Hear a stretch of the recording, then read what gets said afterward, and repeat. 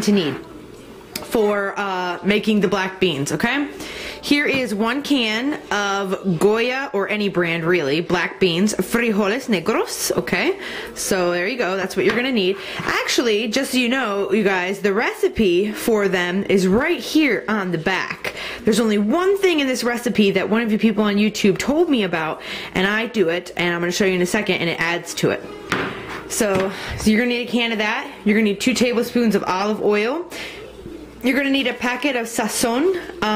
It is supposed to be sazon without anado, but I only have the kind with it, so I didn't notice that there's ever been a difference. It tastes fine to me, so I do that. You're going to need 1/3 cup chopped onion. I already did that and put it in there, so I look all professional. You're going to need a 1/4 cup finely chopped green pepper. You're going to need 1/2 cup of water. You're going to need oregano. Let me see, how much oregano does it call for? A tablespoon of oregano. You're going to need 1 clove of garlic minced, but I don't have that, so I'm just going to use the powdered garlic, maybe 1/2 tablespoon or so to taste. That's what I'm going to have to use because I don't have the garlic itself. Also, this is what one of the YouTubers told me about, was ketchup. If you squirt a little bit, try a small amount in yours and mix it together in your beans, then it gives it this, I don't know how to describe it, but it gives it a really great flavor, because I tried it once without the ketchup, and then with it, with the ketchup is definitely better. So here we go, we're gonna get to cooking it. Okay, so I know you guys are not gonna be able to really see my face, but you can hear and kind of see what I'm doing here, so I will just get to it. Alright, so first, we're going to need 2 tablespoons of olive oil in your pan to coat the pan. So we're going to measure that out. You can use any olive oil, extra virgin, regular, whatever the heck you want to use. The recipe does call for olive oil, however, so I would recommend just sticking with the olive oil. That's what I do. Alright, so we've got the olive oil in the pan. You're going to put it over medium heat. Medium. Alright. You're going to add your onion. And yes, you do have to make those noises. And you're going to add your green pepper. There we go. Normally at this time as well, you would add your minced garlic. However, what I'm going to do is wait until I have the beans in there, and then I will sprinkle the garlic on. Okay, so we're going to do that. So what you're going to do is you're going to cook these over medium heat until they are tender, which I find to be about 5 minutes or so. Okay, so now they're getting all soft. They're pretty good and soft and everything. So now the recipe just calls to add all of the rest of your ingredients. So what you have left is your can of frijoles negros, or black beans. We're going to add that in. 1/2 cup of water. We're going to add that in. It's going to look really soupy at first. It's going to freak you out, but don't worry. It eventually comes out while it's simmering. And now we're also, oh my goodness, I'm using a huge knife to do this for no reason because I'm an idiot. I cannot open this packet. Ah. Okay, got it. Now we're going to add the sazon con anado.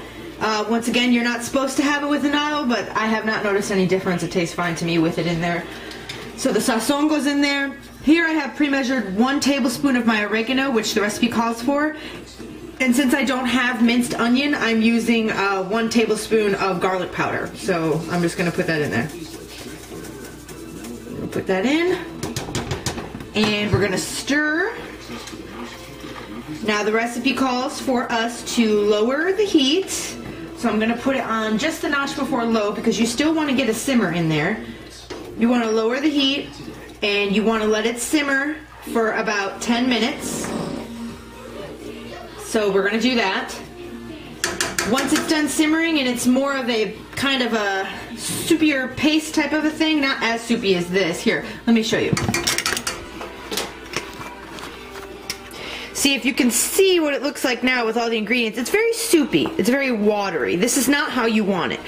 It's tricky because you need to watch the consistency while it's simmering, because you don't want it to be soupy, but you don't want it to be a thick paste. You want it to have a little bit of liquidy movement in it, but you don't want it to be like soup. So hopefully I can get it right, and I will show you. Now also, what we're going to do at this point before I let it just simmer is we're going to add some ketchup. Ugh, come on, ketchup. Ugh. Okay. Boom. I don't measure that. I just kind of do it just a little bit. I don't know how to describe that. I'm sorry.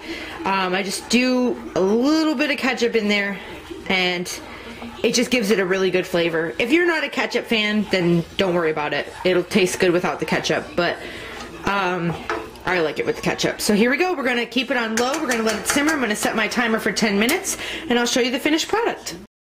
Okay, guys, so there you go. There's the finished product. That is your finished black beans mix, whatever you call it. I don't know if you can tell, but, you know, if you look at that, that's much more of like a thicker consistency than when it was so soupy before. So there you go. That is the black beans. You can hear Jeremiah saying, I want more, I want more. He loves this stuff. You can serve it over rice, which is what I normally do. You can have it by itself if you just want the beans on its own. Or you can, what I did a couple times is I had a grilled breast of chicken. Jay, I'll give you some in a minute. I had a grilled breast of chicken, and I would put just a little bit of the bean stuff over the chicken to give the chicken some extra flavor. It's really good that way. So anyways, yeah, that's what you can do. I'm going to feed my kid now, so I hope you guys like that.